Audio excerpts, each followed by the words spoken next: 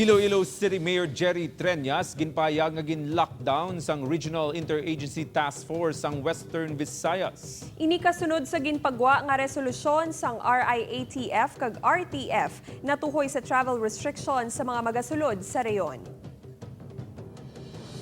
Apang Regional Task Force ginklaro nga wala sang lockdown sa reyon. Si Zen Kilantang nakatutok live. Zen.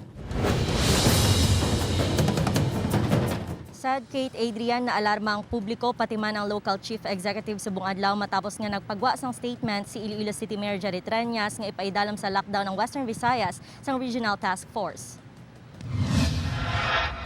Ginanunsyo ni Iloilo City Mayor Jerry Treñas nga gin-lockdown sang Regional Interagency Task Force ang Western Visayas matapos nga nagpagwa sang Resolution number 104 ang RTF nga ang mga essential traveler lang ang pahanugutan nga magbiyahe pasulod kag pagwa sa rehiyon umpisa subong adlaw tubtob Abril 4. Sa idalom sang resolution, ang sarang lang nga makabiyahe amo ang mga health and emergency frontline services personnel, government officials, duly authorized humanitarian assistance actors, mga persona nga nagabiyahe para sa medical and humanitarian reasons, mga persona nga maga-travel abroad, returning overseas Filipinos kag OFWs. Temporaryo nga dumilian anay ang pagpasulod sang returning residents sang rehiyon nga halin sa Bulacan, Cavite, Laguna, Rizal kag NCR. Inbound individuals halin sa sining nga mga lugar nga magabakasyon sa rehiyon ang hindi man pagpahanugutan. Sa pag-intindi sang alkalde, lockdown sa gihapon ini.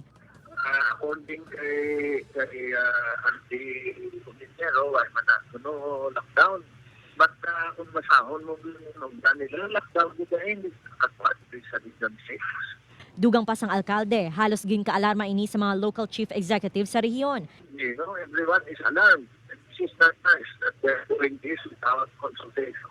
Apang una na nga ginpahayag sang Regional Task Force nga moratorium lang ang ipatuman kag wala sa may ginanunsyo nga lockdown. Yung moratorium, kasi yun na, mention nila surge ng cases, and of course, siyempre as LCE, gagawa sila ng steps anong pwedeng gawin.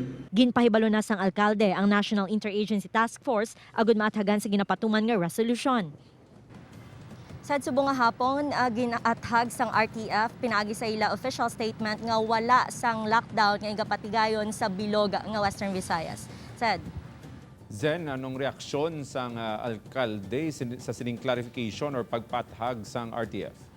Sa subong lang nga hapon nagpagwa sang statement naman si Mayor Jerry Treñas nga ila hindi sini maga-comply sa ginpagwa nga circular sang Regional Interagency Task Force kaga ginapanugyanan ang publiko nga hindi magpanik bangod wala man sa kamatuoran nga ipaidalom ang Western Visayas sa lockdown.